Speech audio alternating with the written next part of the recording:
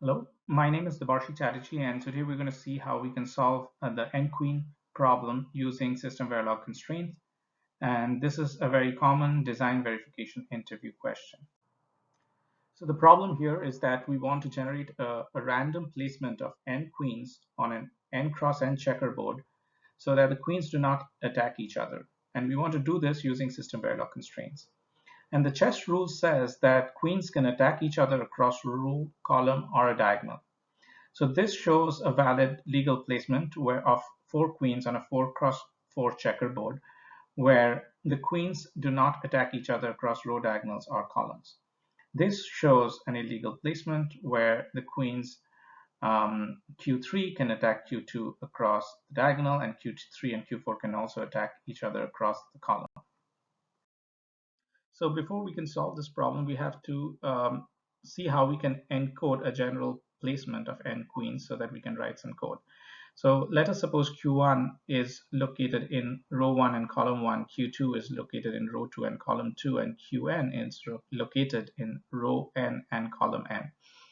So a simplest form of encoding of this placement is just the coordinates or the row column numbers for the n queens. And we could also simplify this and take the row numbers together and think that a series of n row numbers and n column numbers encode a placement of n queens on an n cross n checkerboard. Now that we know how to encode a placement, let us figure out what are the constraints that we need to write in order to generate a non-attacking placement.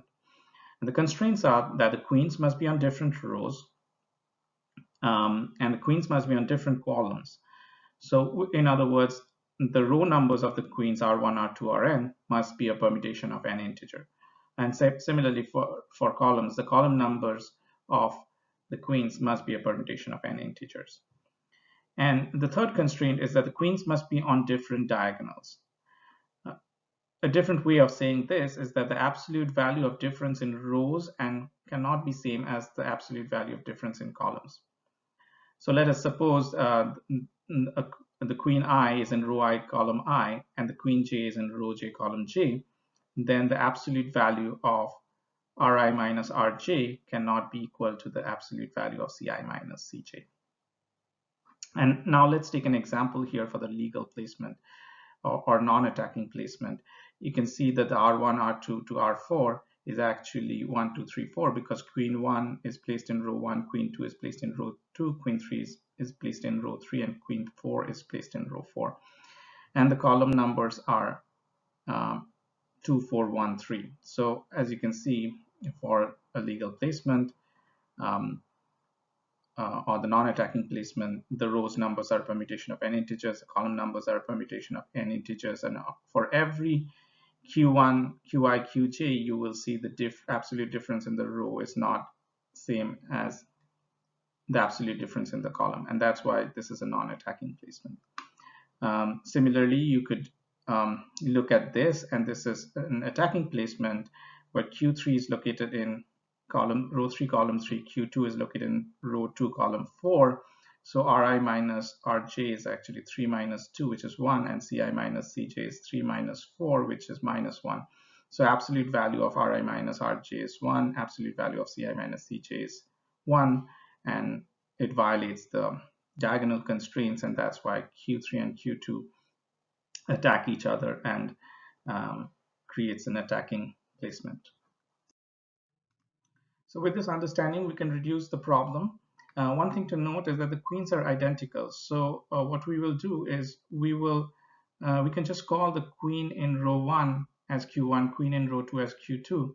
In other words, we can fix R1, R2 till Rn as 1, 2, 3 till n without loss of generality.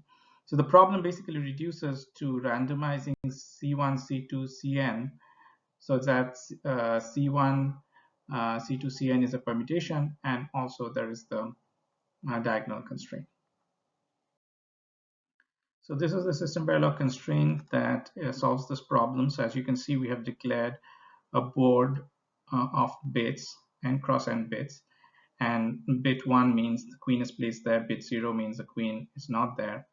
Then we declare a random integer, an array of integers called permute, and this permute holds a random permutation of n integers. So we use the unique keyword to generate the permutation, and then make sure that the permutation array contains only numbers 0 to n minus 1. So with this, we only need to write the diagonal constraints. The diagonal constraint, as you know, is the idea is that absolute value of rho I minus rho j should not be the absolute value of the column I minus column j. Here, the column I is the perm I and the column j is the permutation j. And so if we write absolute value of x is not equal to absolute value of y, that means x not equal to y and x not equal to minus y.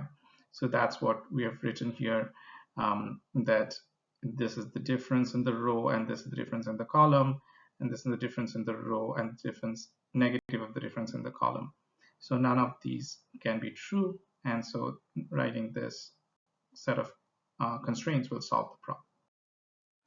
So as you guys can see, I have written this code in EDA Playground. I've declared n is 5, and I've written, so we're going to run this code now and see what happens.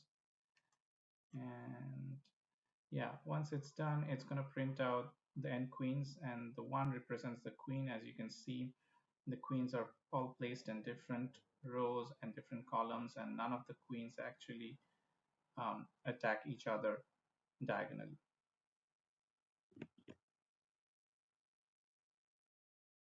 Thank you for listening to my presentation, and like and subscribe if you want to see more DV interview questions like this.